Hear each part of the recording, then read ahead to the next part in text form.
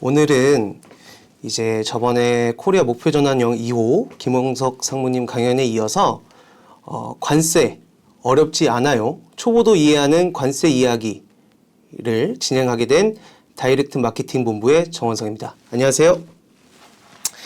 네, 오늘은 이제 최근에 굉장히 많이 이슈가 되는 부분들이죠. 관세. 그래서 관세 관련해서 최대한 쉽고 재밌게 스토리텔링을 해드릴 텐데, 중간에 들어오시거나 중간에 이해 안 되시는 부분들은 이제 오늘 강연 유튜브로 올라갈 예정이니까 참고를 해주시고, 제 설명이 이해가 안 된다라고 이제 생각이 드시는 분들은 중간중간 이제 댓글에 질문을 남겨주시면 강연이 다 끝나고 나서 조금 더 쉽게 설명을 드리도록 하겠습니다.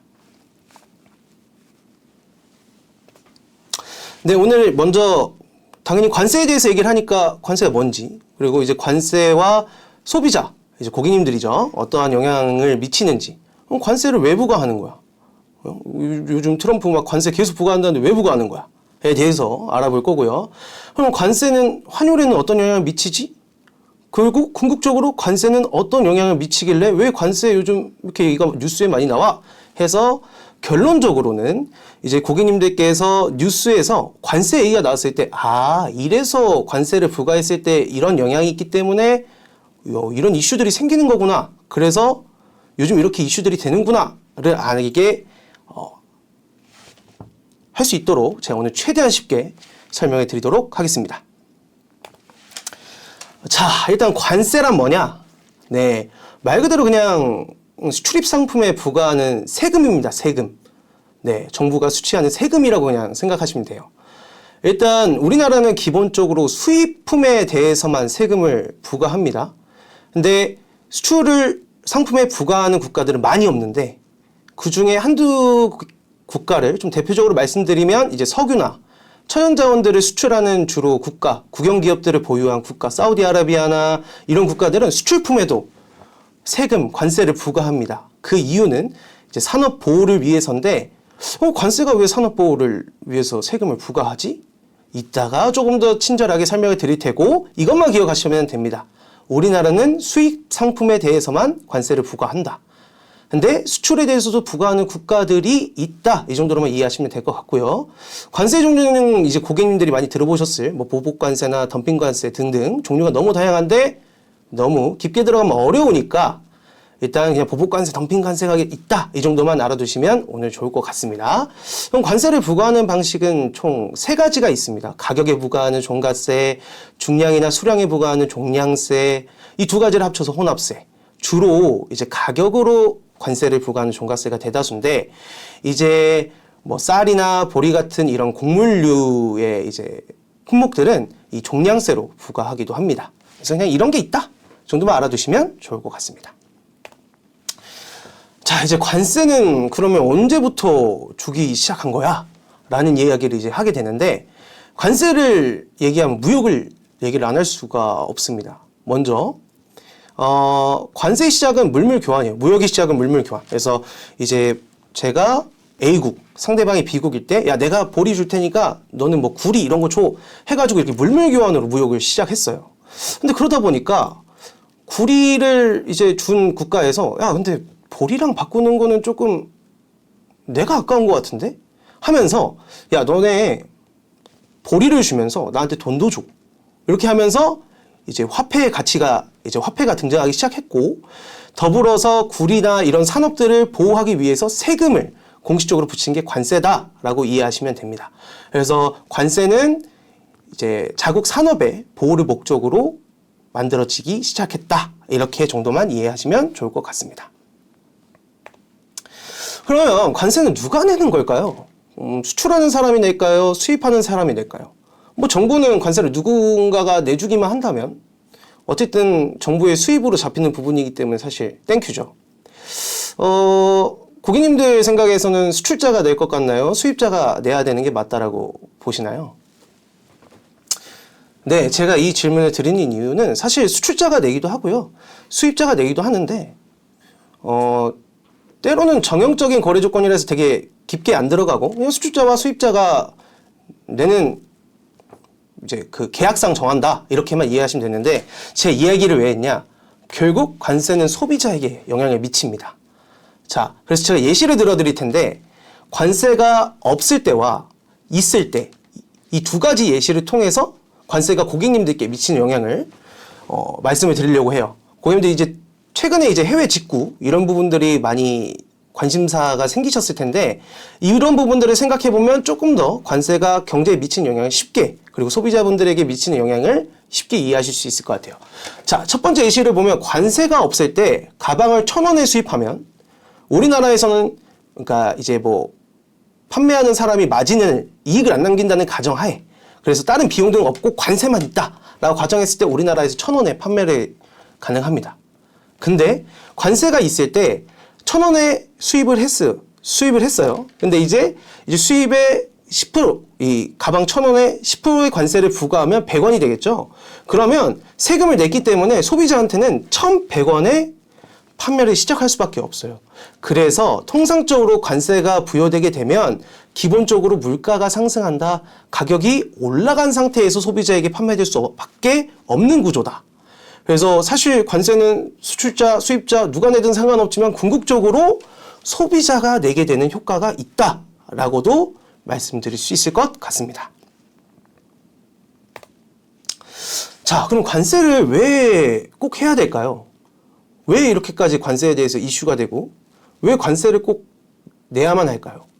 첫 번째는 아까 설명드렸던 것처럼 국내 산업의 보호가 주 목적입니다. 그래서 예를 들어서 우리나라의 곡물이랑 이런 것들 대량 외국산을 수입하게 되면 우리나라의 이제 벼농사 시장이라든지 또 농어촌 분들이 상당히 힘들어지잖아요. 그래서 국내 산업 보호를 주 목적으로 한다라고 보시면 됩니다. 그래서 아까 말씀드렸던 것처럼 관세를 부과하게 되면 수입품은 가격이 상승할 수밖에 없고 만약에 동일하게 우리나라에서 뭐 펜을 만드는데 우리나라에서 펜이 1,000원에 똑같은 해외에서도 1,000원이 들어오면 관세가 부과됐을 때 아까 설명드렸던 것처럼 1,100원에서 시작을 하게 된다. 그러면 국내에서 만든 제품이 좀 더 가격 면에서 똑같은 품질이라고 가정했을 때 경쟁력이 있겠죠. 다음 두 번째는 이제 신생산업 또는 전략산업을 보호하기 위함입니다. 아무래도 독자적으로 시장에서 지위를 가지고 있거나 이제 막 시작한 산업은 보호해줄 필요가 있겠죠. 그래서 그런 부분들을 국내에서 성장할 수 있도록 산업의 보호를 목적으로 관세를 부과하기도 하고 정부는 당연히 세금이라고 말씀드렸잖아요. 세금은 정부의 수입입니다. 그래서 관세를 통해서 정부도 수입이 증가하게 된다.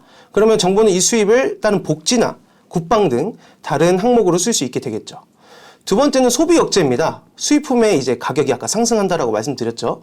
만약에 고객님들께서 생필품은 어쩔 수 없겠지만 뭐 구찌라든지 뭐 해외 사치품들을 가격이 올라간다라고 하면 소비가 당연히 조금 위축될 수밖에 없습니다. 그래서 일정 품목들은 소비가 조절되는 효과가 있고요. 만약에 수출량이 동일하다라고 했을 때 관세를 부과하게 되면 그만큼 수입은 하락하게 됩니다. 그러면 수출량은 그대로인데 수입량이 하락했다라고 하면 당연히 수출을 했을 때 돈을 벌어들이고 수입을 할 때는 이제 비용이 줄어들다 보니까 이 무역 수지 자체가 증가하게 되더라. 마지막으로는 수출 경쟁력의 강화가 있겠습니다. 네, 그래서 이러한 목적으로 관세를 부과를 하고 조금 더 뒤에 가서 조금 더 구체적으로 설명을 드릴 건데 지금 이 부분은 두 가지만 기억하고 가시면 좋을 것 같아요. 국내 산업 보호와 재정 확보가 사실 주 목적이다. 관세에 이렇게 이해하시면 좋을 것 같습니다. 네, 그냥 뭐 이거는 상식선으로 알아놓으시면 좀 좋을 것 같아요. 그래서 이제 관세와 경제 통합인데요. 이제 경제 통합의 단계는 자유무역 협정. 고객님들께서 아시다시피 FTA 많이 들어보셨죠? FTA를 시작으로 경제 동맹 체제를 궁극적으로 이제 달성하는 게 WTO, 이제 세계 무역 기구의 목적인데요. 여기서 그냥 상식선으로 퀴즈 한번 내면 우리나라에서 FTA 최초의 체결 국가가 어딘지 아시나요? 제가 이제 주변 분들에게 물어보니까 대부분 미국이라고 생각하시더라고요. 근데 사실 우리나라의 첫 번째 FTA 체결 국가는 예상외로 칠레입니다. 칠레. 그러니까 이건 그냥 상식 정도로 알아두시고 결국은 경제동맹 단계로 가서 이제 경제정책을 조화하고 통합해서 완전 경제 시장을 만들겠다 이런 거고요. 경제동맹의 대표적인 예로는 유럽연합 정도가 될 것 같습니다. 그래서 그냥 라이트하게 이 부분은 그냥 상식선에서 그냥 이런 것도 있구나 정도로만 그냥 알고 지나치시면 좋을 것 같습니다. 네, 제가 지금부터는 조금 더 쉽고 조금 더 길게 설명할 건데 아무래도 고객님들이 환율에 대해서 되게 궁금해 하시는 분들이 많으세요. 그래서 환율 지금 이 파트를 이 표를 뭐 찍어 놓으셔도 되고 적어 놓으셔도 되고 이제 이거는 유튜브 라이브를 찍고 나서 또 유튜브로 다시 올라갈 거니까 이 부분을 놓치시더라도 이 부분을 보시면서 다시 한번 뒷부분을 복습하시는 것도 꽤 이제 이런 현상을 이해하시는 데 도움이 될 거라고 생각을 합니다. 자, 일단 환율은 뭐냐? 말 그대로 우리나라와 그러니까 어떤 두 국가의 그 통화의 교환 비율이라고 이해하시는 게 좋을 것 같아요. 그래서 예를 들어서 우리나라와 미 달러를 기준으로 이제 말씀을 드릴게요. 그럼 환율이 상승이다, 하락이다. 이거 뭐지?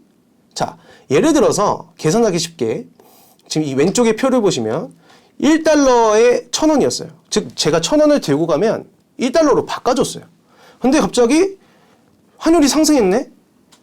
그래서 1달러를 바꾸려고 1,000원 들고 갔더니 이제 1,200원을 들고 오라는 거예요. 그러면 이럴 때 우리나라 기준으로는 환율이 상승했다. 즉 우리나라 돈이 이제 가치가 떨어졌다. 달러의 가치가 상승했다. 그냥 쉽게 설명하면 환율 상승. 그냥 환율 상승만 기억하시면 됩니다. 그래서 예를 들어서 자, 우리나라 A기업이 미국에 1,000원짜리 펜을 수출을 했어요. 관세나 이런 거 다 없다 가정하고 펜을 수출했는데 그러면 미국에서는 1달러로 이 A기업의 펜을 살 수 있었어요. 근데 만약에 환율이 상승했다라고 하면 미국에서 1달러보다는 당연히 낮은 가격으로 A기업의 펜이 구매가 가능하겠죠. 그렇게 되면 다른 거 다 필요 없고 이 환율만으로도 이 수출이 증가하고 수입이 감소하게 된다. 그래서 다른 것보다 가격 경쟁력이 생긴다. 근데 이거는 당연히 다른 변수들을 다 통제해 놓은 것을 기준으로 말씀을 드린 겁니다. 이것도 조금 예시가 어려울 수 있을 것 같아서 오른쪽 표 아래 보시면 미국 유학생 기준으로 만약에 고객님이 감정을 대입해서 내가 미국 유학생이야. 그래서 자녀분을 위해서 이제 미국에 돈을 보내주셔야 되는데 당연히 미국에서 생활을 하려면 달러로 바꿔야겠죠. 그래서 이제 은행을 가셨는데 환율이 상승했어요. 그래서 원래 딱 1,000원을 보내주려고 1달러 보내주세요 했는데 이제 1,200원 주세요. 같은 달러를 보내는데. 그래서 환율이 상승하면 생활비용이 그만큼 올라가는 거죠. 우리나라 돈으로 따졌을 때. 부모님들 입장에서는. 그렇게 이해하시면 좋을 것 같고 이 부분을 이제 기업의 기준으로 적용을 해볼게요. 이제 기업이랑 미국 유학생이 똑같다라고 했을 때 이제 환율이 상승하게 되면 만약에 우리나라에서 미국에 펜을 수입을 한다.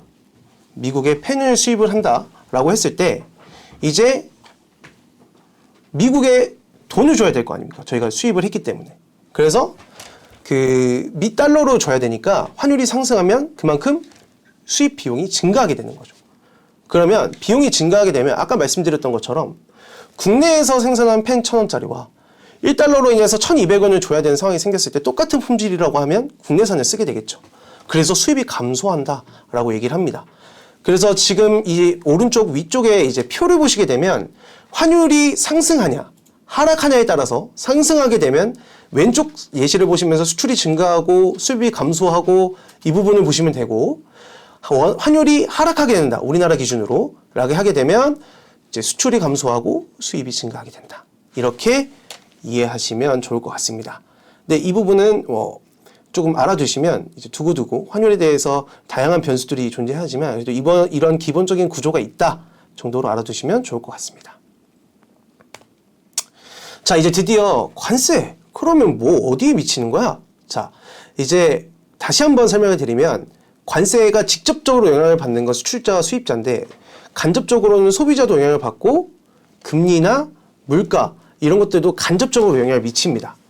꼭 금리나 물가 이런 것들이 관세 때문만은 아닐 수 있어도 관세가 그 중에 하나의 요인이 될 수 있다라는 점으로만 생각하시고 접근하시는 게 좋을 것 같아요. 네, 첫 번째는 만약 관세를 부과를 했어요. 그럼 아까 말씀드렸던 것처럼 원래 1,000원에 들어올 수 있었던 게 100원의 관세가 부과되면서 1,100원이 되는 거죠. 그럼 수입 물가가 상승했죠? 물가가 상승하는 결과를 초래하게 됩니다. 자, 그러고 나서 물가가 상승하니까 이제 소비나 이런 부분들을 억제를 해야 될 것 같아요. 경제적으로. 네.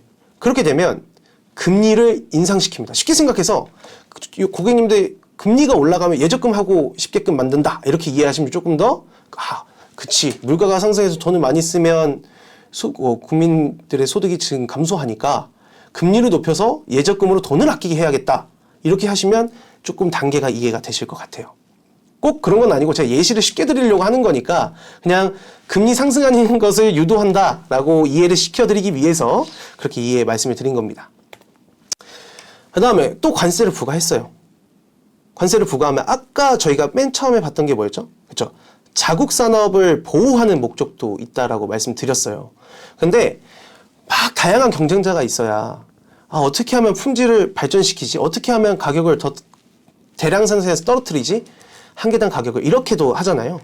그래서 궁극적으로는 어떻게 보면 완전 경쟁할 수 있는 그런 시장보다는 경제 성장이 좀 더뎌질 수 있습니다. 그럼 경제 성장이 더뎌지면 이제 투자도 유도를 해야 되고 기업들도 투자를 해야 되잖아요. 금리가 떨어지면 어떻게 됩니까? 저희가 대출을 할 수도 있고 또는 주식 투자를 할 수 있는 돈도 많아질 수 있겠죠. 대출 이자도 싸지니까. 그래서 금리 인하를 유도한다. 그래서 투자도 많이 하게 하고 기업들이 돈을 빌려서 R&D 투자나 이런 것들을 할 수 있게끔 도와줘서 다시 경제성장의 하락을 유도시켰던 거를 다시 경제성장을 상승시킬 수 있도록 돕는다. 이렇게 이해해 주시면 좋을 것 같습니다. 자, 관세 부과되면 지금 미국이 딱 그렇죠. 불확실성이 증가된다. 왜 그러냐면 여기서 간단하게 말씀드리면 관세 부과 기준은 원산지도 되게 중요합니다. 그럼 원산지는 뭐로 결정되는 건데? 라고 하면 원산지는 이 완제품을 몇 % 이상 어떤 국가에서 만들었느냐. 그러니까 뭐 100% 기준으로 80% 이상을 어떤 국가에서 만들었냐에 따라 원산지도 되게 중요하고요. 그 다음에 주 원자재가 어디서 왔는지도 되게 중요합니다. 그래서 그런 것들을 기업들은 최대한 비용을 싸게 해야 이익이 많이 남으니까 관세가 유리할 수 있는 국가에 가서 이제 완제품을 만들거나 공정률이라고 하는데 이제 완제품을 가장 근접하게 만들 수 있는 지역을 찾습니다. 근데 지금 보면 트럼프 미 관세 정책을 보게 되면 뭐 중구난방으로 올렸다 내렸다 하면서 협박도 하기도 하고 이렇게 하잖아요. 그러다 보니까 기업들이 어디에 투자해야 되지? 그러면 이 기업들도 이런 공장을 짓는데 뭐 뚝딱 만들어지는 게 아니라 2, 3년 이렇게 길어지기 때문에 공장을 만드는 인프라를 만드는 것만 해도 기간이 길어지기 때문에 어디에 해야 될지 갈팡질팡하게 돼요. 그럼 기업들은 지금 당장 의사결정하기가 힘들어지고요. 그렇게 하다 보니까 불확실성이 증가되고 그러면서 환율이나 이제 해당 기업의 주가가 변동성이 커진다. 이렇게 이해하시면 조금 스토리가 좀 이해가 되실 것 같습니다. 자, 그러면 관세를 부과한 이제 국가는 뭐가 좋길래 부과하려고 그러고 관세를 부과받은 국가는 어떤 효과가 있는지 또 차근차근 알아보겠습니다. 일단 관세를 부과한 국가를 미국으로 생각하시면 좋을 것 같고, 그러니까 이게 꼭 정답 아니지만 예시를 위해서 미국이 지금 관세를 부과하고 있으니까 그래서 관세를 부과한 국가의 긍정적 효과, 부정적 효과를 알아보도록 하겠습니다. 일단 보게 되면 국내 산업 보호는 되겠죠. 아까 말씀드렸던 것처럼 똑같은 품질, 똑같은 가격이었던 제품이 있다라고 했을 때 수입품에 대해서 관세를 부과하게 되면 1,000원으로 시작할 수 있었던 게 1,100원이 된다라고 말씀을 드렸어요. 그죠? 그러면 품질도 똑같고 한데 가격이 1,100원인 걸 굳이 살 필요가 있을까요, 소비자들이? 그럴 필요가 없죠. 그러면 국내에서 제작한 상품들이 더 많이 팔리겠죠. 그래서 국내 산업 보호가 된다. 두 번째, 정부는 수입이 증가합니다. 관세는 세금이니까. 이해되셨죠? 관세를 부과하게 되면 세금이 늘어난다. 그럼 세금이 늘어나면 정부 입장에서는 수입이 증가한다. 그래서 쭉쭉 내려가서 무역수지도 개선 가능한다. 그 다음에 네 번째는 고용보호 또는 창출. 이제 고용보호는 뭐냐면 말 그대로 기업이 힘들 때 일자리를 늘릴 수 있을까요? 어렵겠죠. 근데 아까 말씀드렸던 것처럼 첫 번째, 국내 산업 보호를 하게 되면 그만큼 그 국내 기업의 이제 재정 상태가 좋아져요. 그렇게 되면 재정 상태가 좋아지기 때문에 1,000원의 제품을 더 생산을 하기 위해서 공장을 짓거나 또는 더 많은 인원이 필요해요. 그래서 그걸 고용 창출에 효과가 있다라고 보는 거고요. 두 번째는 국내 산업 보호가 이제 아까 말씀드렸던 신산업이나 이제 그 해당 국가의 주력 사업을 보호하기 위해서 했을 때 이제 고용 보호, 일자리를 잃는 것을 막는 거죠. 그리고 너네 여기서 잘 커서 일어서라. 이렇게 관세를 부과한 것과 긍정적 효과가 있다. 그리고 다섯 번째, 아까 전에 말씀드렸던 건데 부가한 국가의 통화가 강세입니다. 그건 뭐냐? 아까 한국 기준으로 환율이 상승했을 때, 하락했을 때를 말씀드렸죠. 부가한 국가의 통화 강세는 미국 달러라고 기준을 삼았을 때 우리가 최근에 트럼프가 당선되고 관세 뭐 여러 가지 요인들로 인해서 미 달러가 강세였잖아요. 그때 보시면 원달러 환율이 저희 1달러가 막 1,400원 중반까지 올라갔었습니다. 그것보다 환율이 상승했다. 즉 미국의 통화가 강세였다. 이렇게 정리가 할 수 있을 것 같아요. 자, 그러면 관세를 부과한 국가에는 어떤 부정적 효과가 있냐? 첫 번째, 아까 말씀드렸죠. 관세는 결국 소비자에게 부담이 될 거다. 수입자가 내는 게 중요한 게 아니다. 그렇죠? 소비자 부담이 증가합니다. 또 아까 말씀드렸던 것처럼 1,000원이랑 1,100원 펜이 붙었어요. 관세가 안 붙은 국내산 1,000원, 관세 100원이 붙은 수입산 1,100원. 똑같은 품질, 똑같은 펜인데 그렇게 봤을 때는 소비자 입장에서는 1,000원인 제품을 계속 사겠죠? 그럼 이 1,100원은 더 이상 우리나라에 수출을 안 할 겁니다. 우리나라에서 당연히 이 펜은 이 국내산이 좀 더 우위에 점하면서 이 수입산 점점 떨어지겠죠. 그럼 소비자 입장에서는 선택의 폭이 좁아지는 겁니다. 이해가 되셨죠? 다음 두 번째는 이제 국내 산업이 아까 보호되니까 너무 좋아요. 근데 경쟁자가 없어. 그러니까 기업이 이렇게 그냥 뭐 아무것도 비용 안 들여도 나 여기서 이렇게 이 정도 버네? 그러니까 산업이 경쟁이 없으니까 비효율적으로 유지될 수도 있다. 다음 세 번째, 관세는 되게 이제 좀 정치적인 카드로도 쓰이고 외교적인 카드로도 쓰이기 때문에 보복 관세 위험이 있습니다. 그래서 일례로 이제 미국에서 145% 중국산 관세 때리겠다 하자마자 중국이 너네 그러면 우리도 미국에 수입하는 거 40% 50% 올려. 너네 보복할 거야 하고 해서 보복 관세입니다. 그래서 이런 리스크도 있다. 다음 네 번째, 이따가 미국이랑 좀 연관지어서 설명을 드릴 건데요. 장기적으로는 경제 성장률이 하락합니다. 2번, 국내 산업의 비효율성 유지와 이제 좀 같은 맥락으로 보시면 좋을 것 같아요.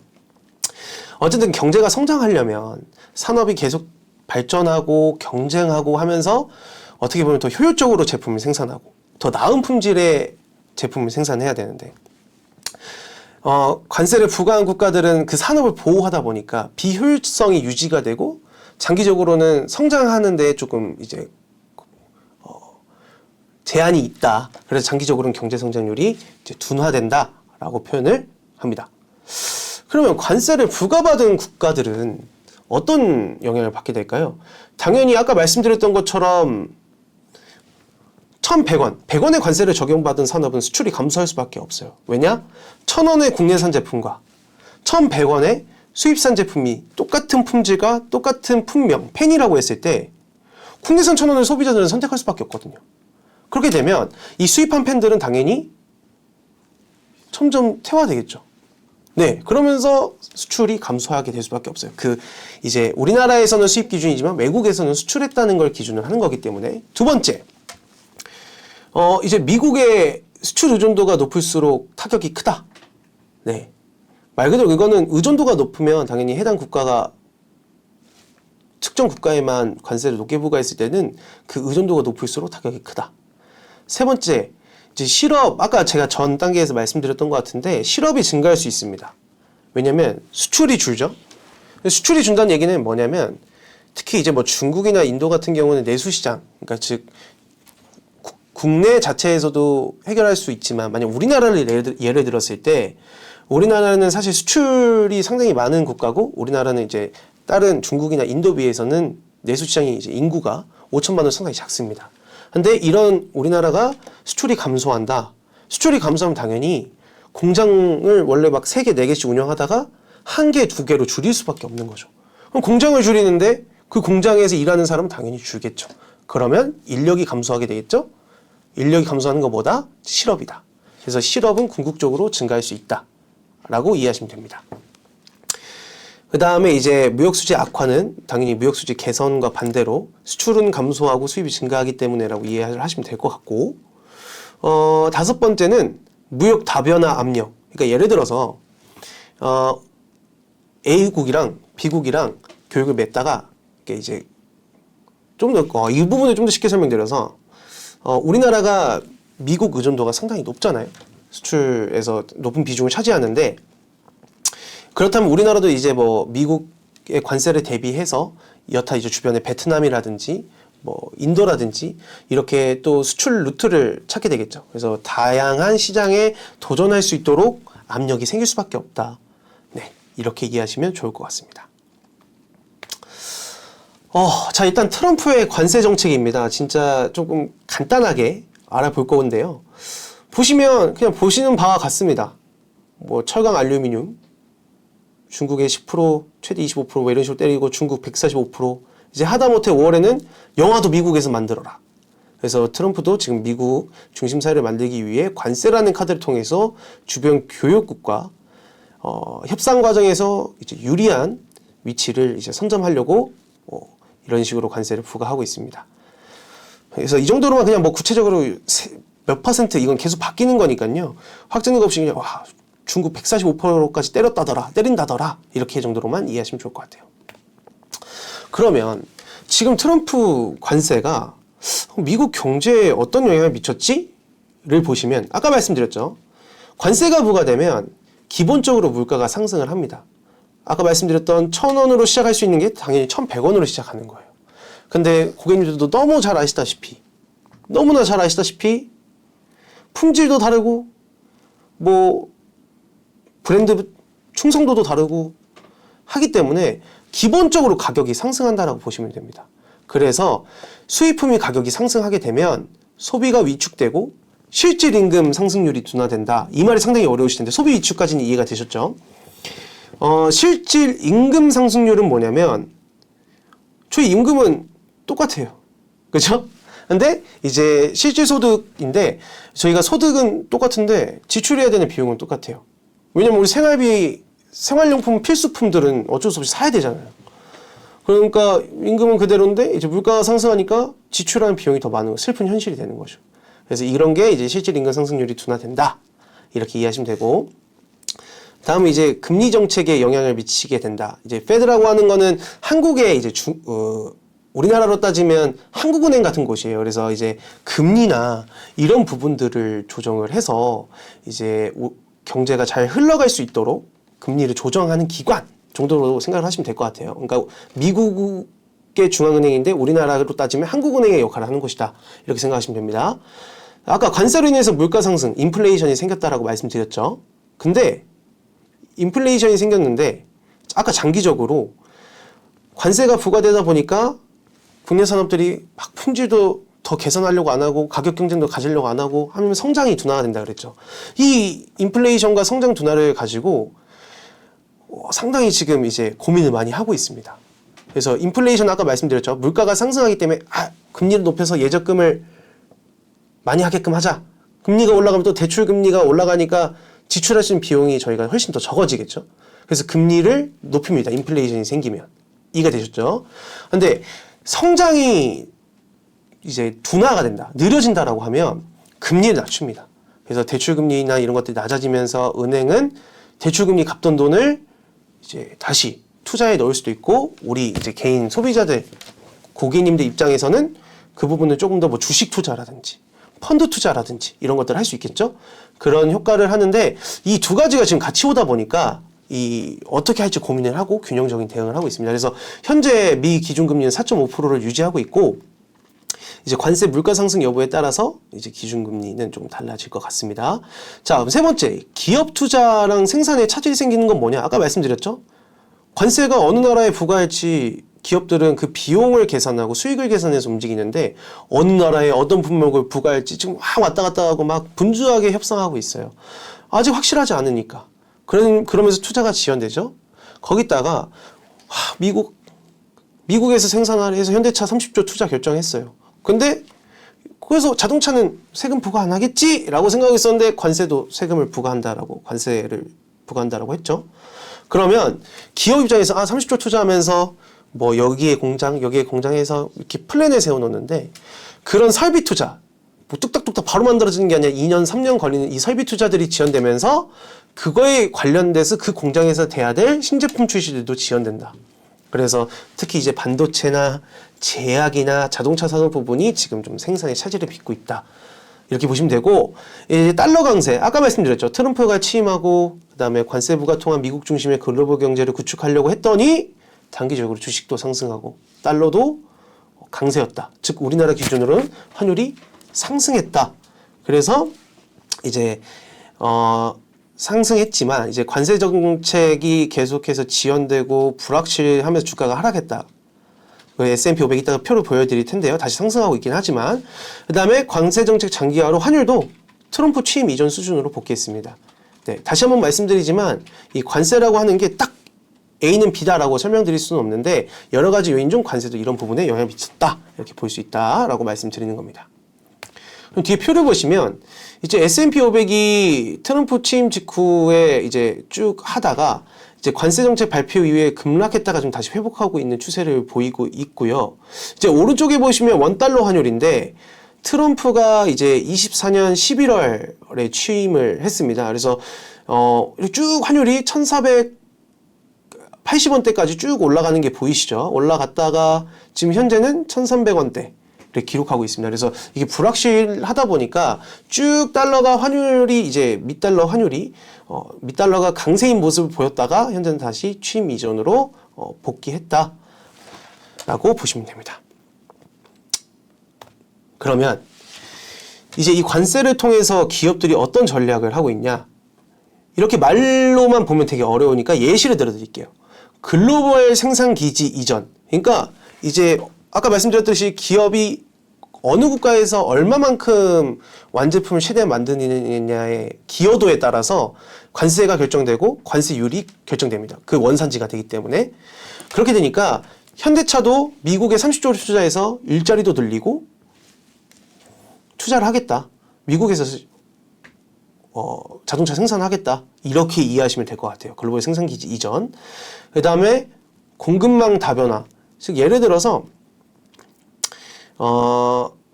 이제 옛날에 우리나라에서 섬유산업, 의류산업의 이제 대다수 기업들이 뭐 베트남이라든지 뭐 인도네시아 등 이제 신흥국들에 가서 다양한 공장을 세우고 이런 공급망을 다변화했습니다. 이유로는 관세도 있고 인건비도 있겠죠.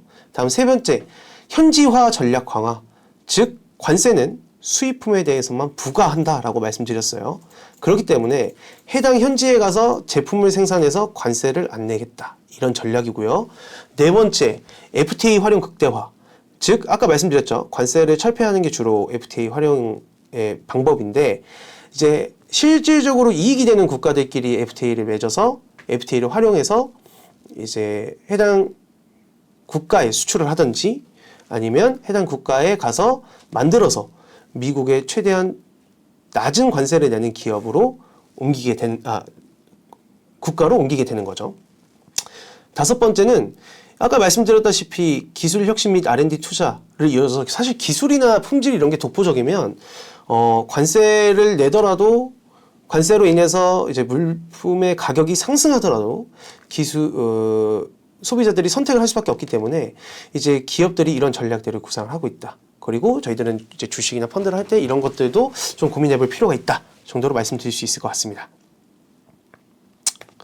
네, 결론입니다. 이제 관세로 인한 직간접적 변화는 다양합니다. 오늘 이제 이렇게 들어보셨겠지만 이제 상당히 너무 변화가 다양해요. 그리고 두 번째로 무역 전쟁, 그리고 최근에 이란과 이스라엘 전쟁이 시작됐고 이러면서 또 불확실성이 증가를 합니다. 네, 그래서 상당히 지금 불확실성이라고 하는 거는 사실 예측하기가 상당히 어려워졌다라고 보시면 되고요. 다음은 세 번째로 주가 및 경제에 영향을 미치는 요인은 관세 말고도 아까 말씀드렸죠. 뭐 금리도 있고 환율도 있고 상당히 다수 존재합니다. 그래서 다양한 변수를 고려한 마켓 트레이딩이 난해합니다. 마켓 트레이딩은 뭐냐면 예를 들어서 고객님이 어떠한 주식을 저가에 사서 고점에 파는 걸 얘기해요. 그래서 이 매매 차익을 최대한 남기는 건데 이 마켓 트레이딩 자체가 이제 난해해졌습니다. 시장이 예측할 수 없기 때문에.